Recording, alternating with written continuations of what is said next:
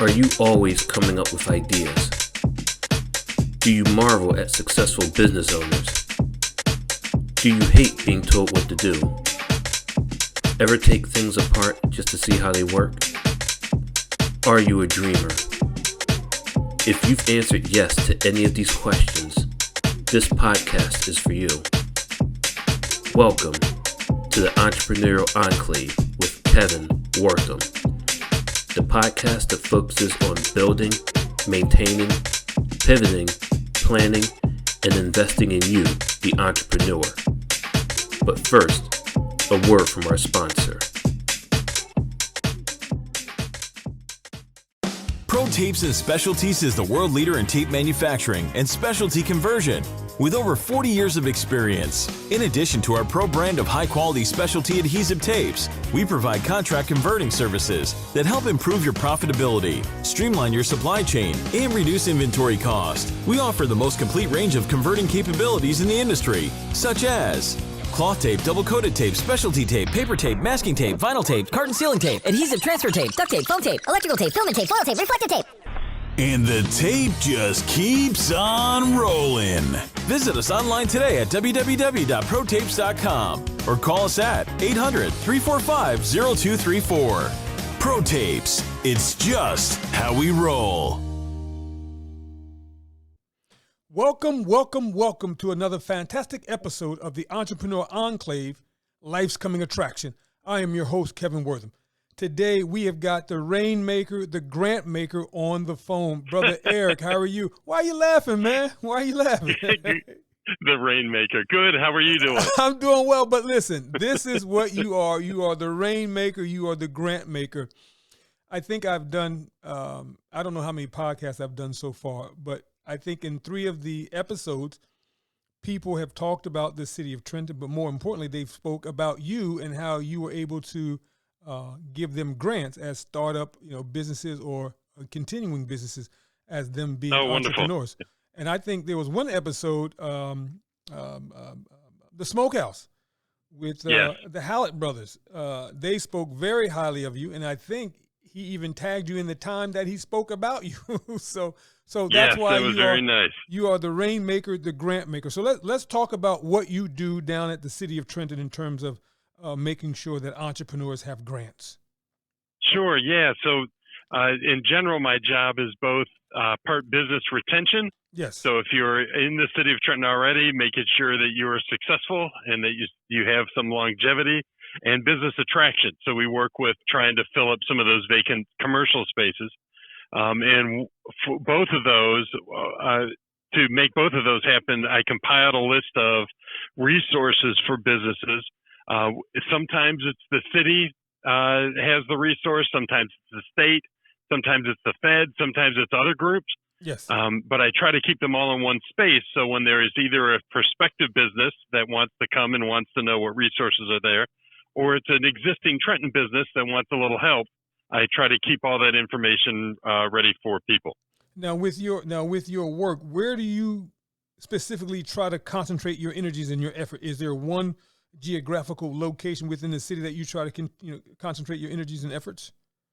Whenever possible. No, I work all through the city. Okay. And if it's a city program, we do everything that we can do to make sure it's accessible to everybody. For example, during the pandemic, we had an emergency loan fund. Yes. But because it was being funded by Urban Enterprise Zone, UEZ, yes, because it was being funded by that money, it could only by state law go to businesses in the Urban Enterprise Zone, which does not cover all of Trenton. Wow. So we worked with Greater Trenton to Yes. come up with another pot of money to help cover those businesses that are not in the UEZ, because it's our goal to help everybody that's here. Okay. Now, before we get into the nuts and bolts of what you do, Mm-hmm. I don't want to say it, even though I say it 1,000 times, but when someone is coming to you and they have an existing business, at some point they should have a business plan, correct? Yes, in fact, at the top of our resource list, we put them in touch with Lillian at the Small Business Development Center, who is great with helping folks with their business plans. And business plans are important both as you're starting up, but it's also important to refresh it, because once you get into running your business, you find out you get a lot more information. You find out a lot of stuff that you hadn't thought of before.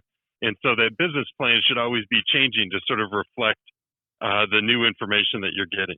Now, even though the interview is not over, we can almost end there, because, man, I get so no, Eric, listen, man, I get so tired of people saying that they're in business, but then when I ask for a business plan, oh no, that wasn't necessary. We don't need a business plan. I was like, okay. Right. And then, but then they're also saying, well, Mr. Kevin, where do we go about getting grants? And I'm saying to them that if you don't have a business plan, no one is going to take a look at you, because they know that you're not serious. So the grants are not going to be made available to you. So I just wanted to share that. Okay, so we've got that out of the way. Yeah. Now, can you list some of the grants that are available to businesses in the Trenton area?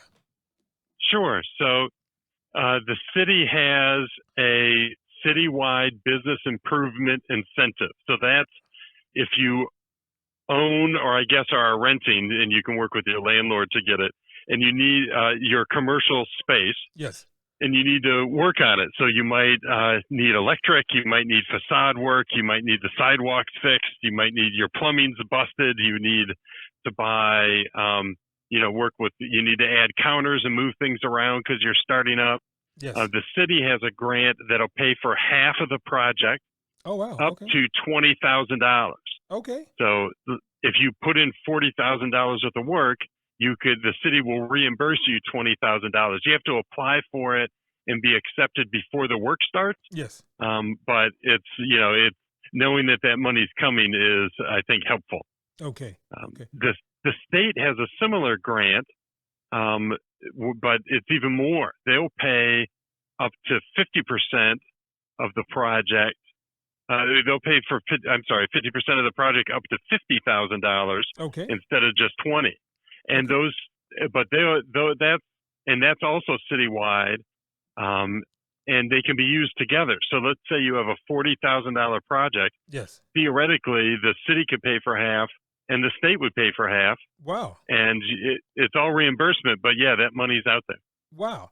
Now, when people are coming to you, Eric, what are some of their greatest needs that they need help with? Sure. Well, everybody likes a grant. It's not during the pandemic, I said I do both business attraction and retention, but during the pandemic, it became 95% just retention. Yes. Because we wanted to make it through what was going on. But at the beginning, when we knew the pandemic was coming, we sent a note to the Trenton businesses. I could make a guess at what people want, but it's always nice to hear it from the businesses. Yes. And I said, what do you need from City Hall to get you through this? And they sent me a huge list, and grants was on there. I think we did everything they asked for except for tax relief, which was a non-starter in the tax office. Yeah. But everything else, we had the loans that were useful. We had promotional stuff. We helped with restaurants that were not allowed to have people inside, so we set them up with 15-minute to-go parking outside, Oh, so wow. there was a whole list of things that people asked for, and we just knocked them out, which was, really good and good to be able to do. Now, as part of your job in terms of business retention, do you ever look at why businesses won't come to Trenton? Do you ever look at that as well? So when we're trying to get businesses to come, that's what we want to know. What are the hurdles that businesses are running into that make them decide not to come once they had been looking at us? Yes. And so I try to do, it's not really an exit interview, but sort of an exit interview. If somebody's gone through the process and we're talking about site selection, and then they decide not to, I ask them what the reasons why they decided not to. And mostly it's if they're a retail or restaurant business. Yes. They want to. The number one concern is, am I going to be able to make the money that I need to make? And Trenton's a little awkward for that. With if folks are downtown and there's they get a misperception that they are serving the state workers, but if they're not, connecting with folks that live here. That makes it all more difficult. So it's got some weird dynamics in Trenton that sometimes scares folks off. So, we're doing what we can do to change those businesses that are 9 to 5, Monday through Friday, and get them invested in more community connections. Yes. In the evenings and the weekends. No. So that we can help overcome that. And then if a business wants to come, we can show them, oh no, look, look at how filled up the skillet is or the smokehouse is on the weekend. You can definitely make the money you need to make. Yes. But you need to make those connections with the community. If you're just trying to survive on state workers, it's going to be much more difficult for you. Absolutely. Now, in the exit interview, have you ever heard, or has anyone ever come back to you and says, Eric, we've got to do something with the panhandling, or we've got to do something with the enormous amount of people that are just loitering in front of my business? Has that ever come up as a question? Well, for folks that are thinking about coming, that's usually not the reason that they don't come. Okay. In fact, I can't think of off the top of my head that even being a reason. But for businesses that are here, that's an ongoing issue that folks are struggling with. That's true. Okay. And what on your radar would be some of the things that you're trying to do to help mitigate that? Yeah. So that's so we're working with. There is a group that I'm not a part of, actually, that is trying to tackle, like, State and Broad is a particularly bad spot. Yes. If you're a business right there, you're fighting with panhandling all days. And so who's involved with that group? The Downtown Association, the police are there. Okay. I know the Downtown Association just got additional money from the state to help work with security and those sorts of issues. So, and they're putting together a plan to work on State and Broad. At least the last executive director was working on that. So, well, I'm not in those meetings, so I don't. I think the other issue too. I mean, I think that you should, because that's also part. I think long-term business retention. Sure. I think another issue they may have to do. They may have to call in New Jersey Transit and see if they can do something with those bus stops, because here you are. You've got a bus stop, but then you also have the same people hanging out at the bus stop, so you don't know who's getting on the bus or not. And some people, they just sit there for hours, like, okay, how many buses have you missed? Yeah, I know that. So a long time ago, I worked for the TDA, and we took a stab at that corner, and we talked about the buses, and I know that people are talking about that. We worked with TPD. We worked with the health team here at the city, who went through and did assessments of folks and got people that needed housing into housing, got connected people to other, like, mental health referrals that they needed. And that was it. People like even the Dunkin' Donuts, it's right there sort of at the nexus. They said they noticed for months that had a positive effect, but then eventually folks came back. Absolutely. And what else? We worked with the state taxation people, because they did not like that people were selling loosies without collecting state sales tax. Yes. And they were very aggressive coming down and working with things. Like, we tried just about we did some research on, there were some places where there was panhandling, I think Seattle, and so they played classical music, and that all the panhandlers left for some reason, and so we're talking to them. Maybe this is Trenton, so maybe we can get some jazz and to get some Davis in there instead of. But that hasn't gone anywhere yet. But so I've been on the periphery of those discussions, but I'm not in that central team. Got you. Now, I hope not to get you in trouble with this question. How come we have not made better use of our waterfront? Well, no, you won't get me in trouble. That's I know that a while ago they were going for a Tiger grant so they could overcome that 29 barrier. Yes. That's one of the reasons, the sort of disconnected between the two, and they did not get the federal Tiger grant that they needed. Some of it has to do with the Department of Transportation, I think, needs to be a little more excited about it. They were, I think, not as excited as would have been helpful at some stages. So there's some working with the folks in the state, but I actually don't know in the past 10 years where that is. They talk about it periodically, but gotcha.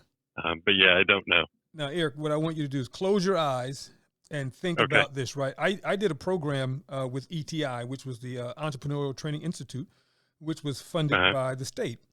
And this might have been about 10, 15 years ago. I met this guy. He was in my class, and he wanted to bring a boat down where the boat docks were. And this was, and it was going to be called, I think, like the Spirit of Trenton. And the boat was going to go from Trenton to Philadelphia.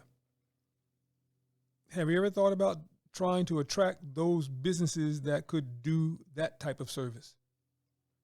I have not thought about those. Now think about that. The two, in terms of business attraction, I focus kind of on two areas. Number one is folks that call us and we try to do site selection and hook them up with things. But we've done two proactive outreach, because if you just sit around and wait for people to call you, you may not get the people that you need to be here. Yes. So I've done two proactive outreaches so far. One was for specialty retail. We did a poll of folks that live in Trenton about we have some great restaurants downtown, but the retail mix is weaker. Yes. And so we asked folks, what do you want to see? And so in their top 10, there was they wanted a coffee shop. I think that was number 3. And they wanted a bakery, but not a bakery for bread so much as a bakery for cake, which was number 1. And so we've been able to land both of those, which is great. I mean, Starbucks is here, and we've got the Royal Cakes, which came, and that came right out of that proactive. Like we must have talked to every fantastic baker from Philly to New York. Okay. We had 3 folks that were interested, and we ended up with Royal Cakes, who's just great. I'm really happy that she's here. Yes. The other proactive thing that we did was we wanted to figure out, we wanted to get some of those good jobs in town. So sometimes we'll get businesses opening up and they have a lot of jobs, but they're all minimum wage and they don't really move off of minimum wage. There's not really a ladder to move up. Or we'll get a business that'll come that are engineers or they're lawyers or architects, which is great, but you're not really going to pull people off the unemployment rolls to go work in a law office, because you need to have these advanced degrees. Absolutely. So we were working with trying to bring those light manufacturing jobs that can start with a GED, start at minimum wage, but work up into $80,000, $90,000, $100,000 jobs. So there's a real kind of career path for folks that are looking for work. So I did some outreach into the 5 boroughs, because I think you know that Trenton has the highest property tax rates of any city in New Jersey. I think is still the case. Wow. But compared to the 5 boroughs, we're the half. Okay. They're so much higher than what our taxes are, and our taxes are high. Extremely high. And yes. so my plan was we were going to cherry pick some folks from the 5 boroughs and say, listen, move your business to Trenton. Your taxes will be much lower, but you'll still have easy transportation to your customers and your suppliers. It's not like you're moving to Tennessee or something, which is really far away. You're an hour away up major routes. And we were successful. We got American Scientific Lighting came, and we had a couple more people on the hook. But then we had, I don't know if you heard about Prince Stell was going to move here, and they were unable to move here, and that kind of cooled folks off as they were doing their due diligence. Like, oh, that sounds like they don't even really want businesses here. Yes. And so that cooled that, but we're hoping to get that proactive stuff going again soon. Well, Eric, and after November, you are going to be busy, as they say down south, busier than a hound dog. I like being busy. Yeah, because I think that I think this administration has a great vision. I think that there are people on the forefront that want to move it forward. But I think it's just been the administration in terms of city council just having a whole different vision. So we'll see, and hopefully we can keep you busy after November. But I just want to I thank you what you're doing thus far. But I just wanted to go back to that idea, because I've heard a lot of people they like that idea, because a lot of people have gone down to Philadelphia and they've got on to the Spirit of Philadelphia. I've even gone up to New York, and I've done the Spirit of New York, right? Yeah. What would it look like if we took a smaller craft, a smaller boat, and we called it the Spirit of Trenton, and we went from Trenton to Philadelphia and back? Man. I would love it. I would take that trip. Yeah, and so I this was like 10 or 12, maybe even 15 years ago, and I can't remember why he stopped the process. But ever since then, he's always been in the back of my mind as to why we don't do that, because there's a boating dock there, there's a marina there, and because of the fees are lower here, a lot of the Eagles, a lot of the 76ers, a lot of the Philadelphia Phillies, who all have boats, they store their boats here. So we do have the capacity, and so they store their boats here, and then they come, whenever the boating season is for their boats, they come here, take their boats out of storage, and they take them back down to Philadelphia and dock them there. But when it comes time for storage, for the winter season, they bring them here. So I know we have that capability, but I didn't know if anyone was trying to pursue that on a larger scale. That was just in the back. Yeah, I have not talked to anybody that was interested in that, but I love the idea. Yeah. And because the water at that point begins to get deeper, so it could handle a small boat, such as like a Spirit of Philadelphia, but in this case, the Spirit of Trenton, right? That was it. Okay. You sold me. Yeah, right. I'm in. Now the other thing too, I've done entrepreneurial programs in Perth Amboy. I've done programs in Vineland, and I've done programs also in Asbury. And all of those places, those towns are so much smaller than our towns, but yet and still they seem to be doing great jobs, or a great job with retaining and encouraging businesses to come to their city. Have we ever? Well, I think you'll find, especially like through this pandemic, yes. The numbers are going to show that Trenton has the best retention rate in the county. Okay. Partly because we were able to get that emergency loan fund up, but yes. Probably more importantly, our businesses are super resilient. Yes. So where, let's say you're a retail space on Nassau Street in Princeton, your rent might be $8,000 a month. Yes. But in Trenton, it's $1,500. So when the pandemic hit, you could stretch that money a little bit further. Absolutely. Yeah. Now, but have you ever put together a team to go to some of those smaller towns or to some of those cities to see what are they doing as far as their business district or their business community, or how is their business climate? Oh, sure. Yeah. Okay, awesome. We went to small towns like Red Bank and New Hope, and yes. I was up in Newark working with their shop local people. Yes. See what are the things that you're doing, and so okay. we've it can't just getting ideas from everywhere is something I'm all for.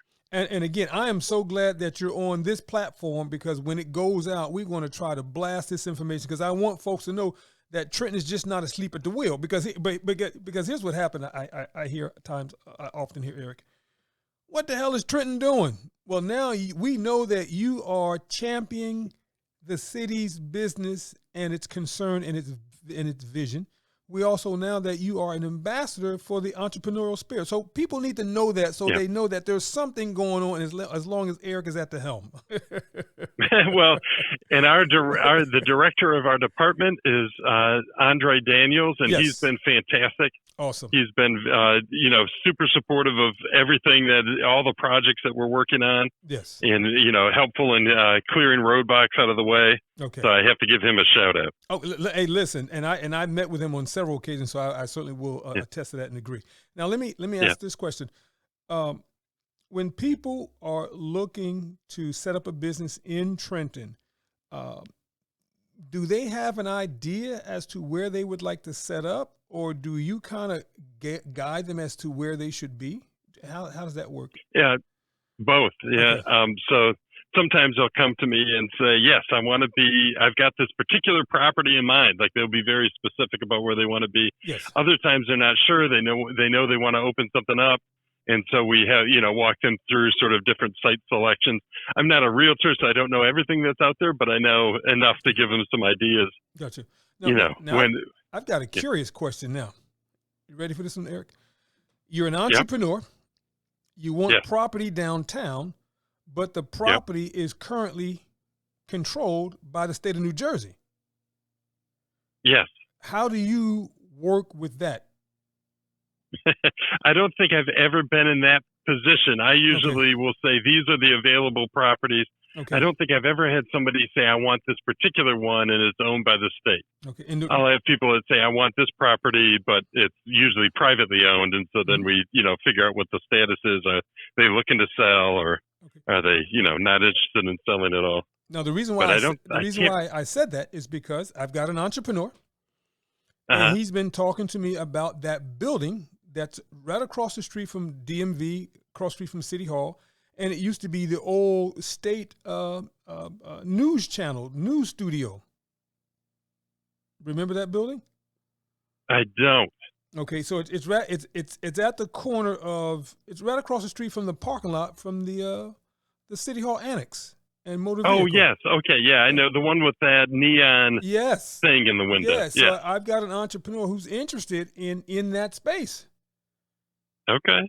And I said I don't know, because it's a state property. That used to be the state television TV, NJT or something like that. Right. Yeah. I think that though that there's a business that is renting it from the state. Let me look into that, or like just a part of it, not all of it. Yeah. Just some office space. Let me find out what the status is and what somebody would have to do.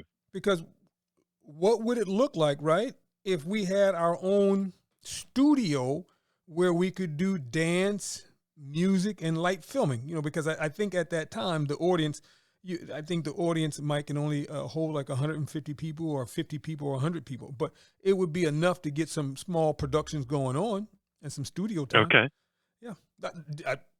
That's all. So I thought I would. Yeah, that's interesting. Let me look into it, and I'll get that to you. Yeah. Now let me ask this question: when is the hotel coming back? So a new buyer has purchased it. Awesome. But since then, I haven't seen any action over there, and I'm trying to fight my way through lawyers to find somebody that I can talk to, so I can get that exact answer. Okay. But I know that in order to get it, they needed state approval, because even though the hotel was privately owned, the land was owned by the state of New Jersey, and so they wanted to make sure that it stayed a hotel, and the plan was to keep most of it a hotel, but then to add some either senior housing or veteran housing, or senior veteran housing, I'm not sure. That would give a second stream of income to the owners, and that would, make it more profitable, more likely to stay open for, a decent amount of time. Wow, that's interesting. Yeah, I thought that was smart. Apparently, when it was open, they would have 90 to 100 rooms every night. Yes. Which isn't very good if you have 170 rooms, so you're really unoccupied. But their plan is they're going to scale it down to what the demand was. Okay. So that it'll be like a 100-room hotel. Okay. And then use the extra space for the other stream of income, which should make it successful and stay open. So it's almost like a boutique hotel. Yeah, a little bit, sized for the way Trenton used it. Yeah, no, I like that, and still keep the community roots. Yeah. One of the things I enjoyed about the hotel was, the all-you-can-eat lunch. I enjoyed that, man. Yeah. So now people, when they're walking around town, and you happen to be around town, do people stop you and say, "Eric, what's going on? When's next business coming to town?"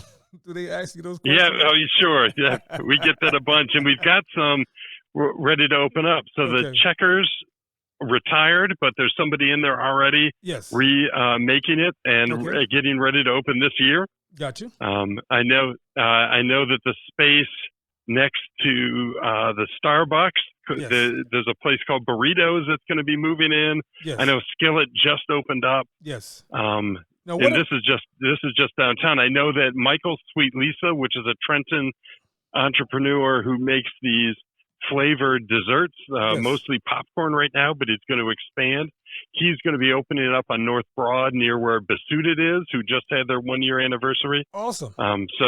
We've got some things popping, which I'm very excited about. Now, what about the old Maxine's? Is that so there's a group, a family that owns a group of restaurants called the Momo Brothers. Oh yeah, I'm familiar with them. Yes. Yep. But we'll see. I don't know what their timeline is. Okay. Well, if they pull out, man, you know what? We need a regional, right, fast food restaurant like a Fridays. You know, because I was always hopeful. I mean, I'm not the owner of the place, but I would always love to see that in the hotel, as opposed to what I can't remember what it was called, the archives. Yeah, it would have been great to have a branded. Yeah. I mean, I'm all for mom and pop businesses that are unique to Trenton, because nobody's coming to Trenton for a chain when the chain's right near where they live. Yes. But it is nice to have some of those sort of in the landscape of businesses. Yes. So that people may not know what a what 1911 smokehouse is, but they know what a Starbucks is or a Fridays. But also too, looking at the space that Maxine's was occupying, unless you were a deep pocket entrepreneur, you had to go to a chain, because everything that's been there has failed because of the economy of scale that they were asking to be a part of. Part of it might have been an economy of scale, and part of it might have been management. Okay. But having an experienced restaurateur in there who has the capital not to get folded under, I think you're absolutely right. And I think I was talking to the mayor. This is just my personal plug. I'm just biased, but I love chicken wings. Right? There's this place called PG Wellingham's. Have you ever been there down in Cherry Hill? No. If it's not a Trenton business, okay, if it's not a Trenton restaurant, I got you. But I'm not plugging them on this show. Okay. But but Eric, I want you to go down there for just homework purposes only. Okay. Yep. And man, I like beer too. So they've got like 10 or 12 different beers, and they've got like 30, 40 different wings. They've got TVs all over the place. And PG Wellingham's, I think there's like 10 or 12 of them, in the South Jersey area. And so here we go again. All right, I will look them up. So here we go again. So here's an entrepreneur that's got deep pockets. So if it took them 6 months or 7 months or even a year to find profitability, they could do it, right? Just a thought. That's all. That's as usual, a great thought. Yeah. All right. So I'm gonna turn the platform over to you now, Eric. Anything else we need to know, or the audience needs to know about what you do in your job down at City Hall as the ambassador for entrepreneurial ventures? I've changed your whole title. That's right. I need new business cards. Yeah. There's a couple other resources available we didn't talk about. The state has a resource that if you're in that they'll pay for a new business. Yes. They'll pay for 20% of your rent for 2 years. Okay. I mean, there's nothing wrong with that. That's great. The TDA has a facade grant. I'm just skimming through it right now. Yes. East Trenton Collaborative, which is in North Trenton. Yes. In their service area, they have a facade fund for folks. The Urban Enterprise Zone, besides giving you access to this emergency loan, will, if you become a member, you can buy equipment and supplies tax-free. So it's like a 7% discount on everything. Yes. I have a list of places that specialize in loans for businesses in Trenton at decent rates, when sometimes the big banks may not be as active. Yes. And then we do some promotional work. We got named the best shop local program in New Jersey by MercerMe. Okay, yeah, congratulations, man. Yeah. Thank you. And so we do a series of things to help promote the businesses. We have some aggressive social media stuff. We have this Eat Local Club that picks a different restaurant, usually new restaurants every month. We bring 20 people and show up, and everybody is there spending money in Trenton restaurants and learning about restaurants they wouldn't know about already. We had a YouTube channel. We do some video promotions for folks. So we had a sort of a whole range of activities under the shop local program that also keeps me busy. Awesome. Now, curious question. They've just legalized recreational marijuana. Will we see some dispensaries downtown Trenton? We will see. I know there are two there are two that are planned to be here. Yes. But we'll see who makes it to the finish line. Okay, awesome. Are you excited about that though? I am excited about every business that wants to open up in Trenton. Excellent. Now I've got another one for you. A few years, and when I say a few, I'm talking about maybe again another 15 years prior to. I worked at the incubator, downtown Trenton, right across the street from Mill Hill Park. Oh, sure. Was that the tech incubator? That was the tech incubator. Yes. Are there any plans? Yes, I love that. Are there any plans to have such a building or business like that again? Oh, I don't know. Plans might be a strong word. That's one of the things I would love to have happen. Okay. But, I think for a good plan, there has to be deadlines and money identified. And so we're not quite to that stage yet. Okay. Yeah. In fact, there used to be a retail incubator downtown. Okay.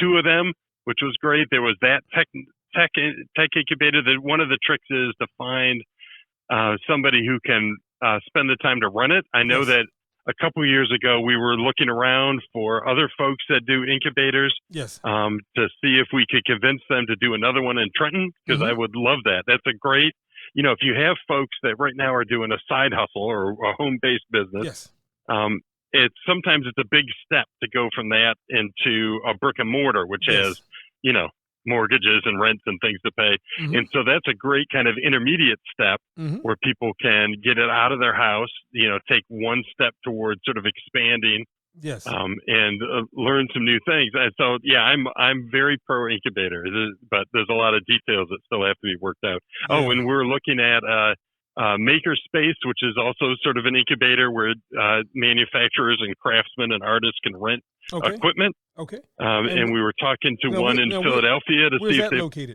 Where would that be located? Well, they're all over, but the one we were talking to is in Philadelphia called Next Fab. Yes. It was before and they had some interest. They were opening up a second one in Wilmington, Delaware, and so they were interested in opening up their third one here.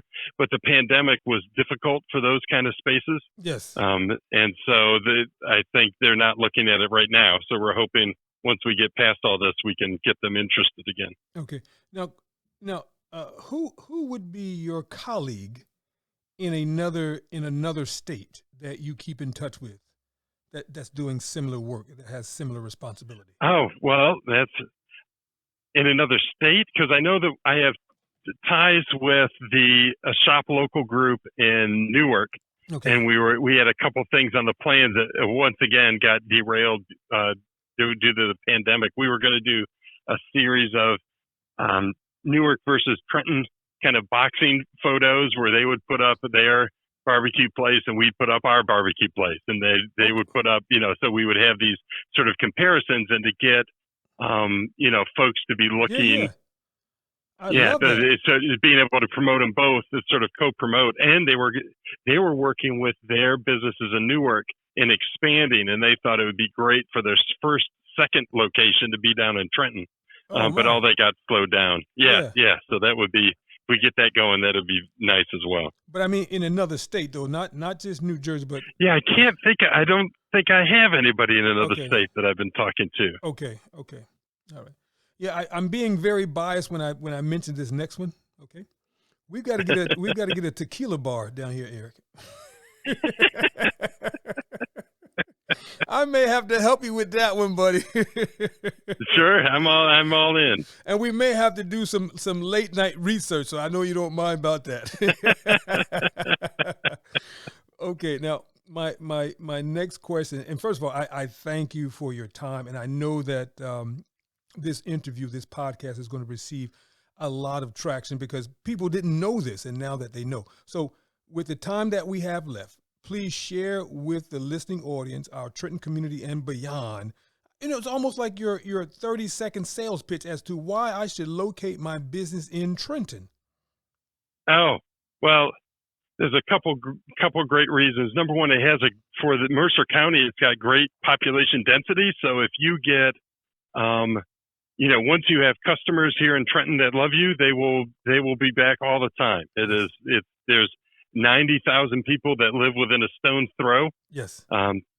plus people that come in from out of the city to work, plus people that just come in from out of the city if there's exciting things to do. So it's a great kind of center of gravity if Yes. you're a restaurant or a retail spot, and the prices are still low. So the cost of entry is, I think we were talking about rents before, where if you wanted to open up in Princeton on Nassau Street, that rent would be very high, but you can get the same space or even more here in Trenton for much less. I know that there's a used bookstore in town that was in New Hope before it came to Trenton. Yes. And they got 3 times the space in Trenton that they had in New Hope. Yes. And New Hope was only busy in the summers and then was dead for 9 months. Gotcha. Where Trenton, you've got people that work and live here all year round. So it's just, in terms of demand, it's great. Awesome. And in terms of the cost of running the business, it's great. Awesome. Now, the next question. Did we touch all the touch points for this conversation? I think so. Okay. Now, but if people want this full list of resources, yes, just have them email me and I'll send it right to them. Okay, My email is Maywar, yes, EMAYWAR, yes, at TrentonNJ.org. And I'll send, it's my goal that everybody that wants access to these resources should have them. So I'd love to send them out to everybody that reaches out. Excellent.